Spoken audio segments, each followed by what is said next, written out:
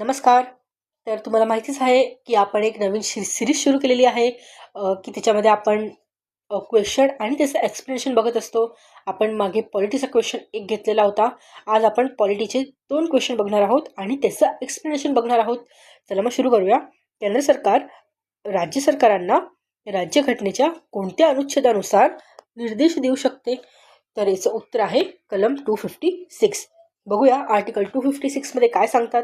राज्यांनी संसदेने केलेल्या कायद्याची अंमलबजावणी करावी आणि आवश्यक असल्यास केंद्र सरकार राज्यांना निर्देश देऊ शकते असं आर्टिकल 256 मध्ये म्हटलेलं आहे.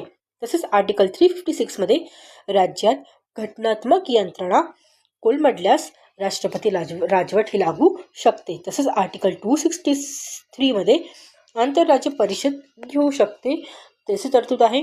तसेच आर्टिकल 370 की जे आता रद्द झालेलं आहे की जे आर्टिकल जम्मू आणि काश्मीर संदर्भात होतं. तर आपलं उत्तर येत आहे 3. पुढचा प्रश्न बघूया. खालीलपैकी कोणती जोडी ही जुळत नाही? ओके, तर आर्टिकल 167 मध्ये मुख्यमंत्र्यांची कर्तव्ये अगदी बरोबर आहे. आर्टिकल 163 मध्ये मुख्यमंत्र्याचे शपथविधी, तर हे चुकीचं आहे. मुख्यमंत्र्यांचा शपथविधी हा 164(3) अंतर्गत येतो. तसंच अनुच्छेद 164 मध्ये राज्यमंत्र्यांशी संबंधित तरतूद अगदी बरोबर आहे.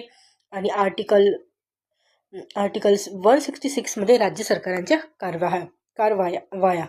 तर आर्टिकल 163 कुठल्या संदर्भात आहे? तर आर्टिकल 163 हे राज्यपालांना सहाय्य आणि सल्ला देण्याची मंत्रिपरिषद या संदर्भात आहे. तर आपलं उत्तर येतोय 2. तर असेच नवनवीन व्हिडिओ पाहण्यासाठी यशस्वी शाळेचे यूट्यूब चॅनल सबस्क्राईब करा.